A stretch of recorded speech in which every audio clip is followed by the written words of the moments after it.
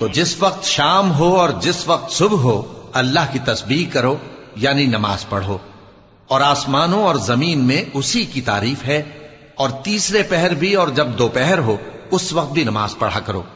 وہی زندہ کو مردے سے نکالتا ہے اور وہی مردے کو زندہ سے نکالتا ہے، اور وہی زمین کو اس کے مرنے کے بعد زندہ کرتا ہے، اور اسی طرح تم دوبارہ زمین میں سے نکالے جاؤ گے۔ اور اسی کی نشانیوں میں سے ہے کہ اس نے تمہیں مٹی سے پیدا کیا، پھر اب تم انسان ہو کر جا بجا پھیل رہے ہو، اور اسی کی نشانیوں میں سے ہے کہ اس نے تمہارے لیے تمہاری ہی جنس کی عورتیں پیدا کی تاکہ ان کی طرف مائل ہو کر آرام حاصل کرو، اور تم میں محبت اور مہربانی پیدا کر دی۔ جو لوگ غور کرتے ہیں ان کے لیے ان باتوں میں بہت سی نشانیاں ہیں۔ اور اسی کی نشانیوں میں سے ہے آسمانوں اور زمین کا پیدا کرنا، اور تمہاری زبانوں اور رنگوں کا جدا جدا ہونا۔ اہل دانش کے لیے ان باتوں میں بہت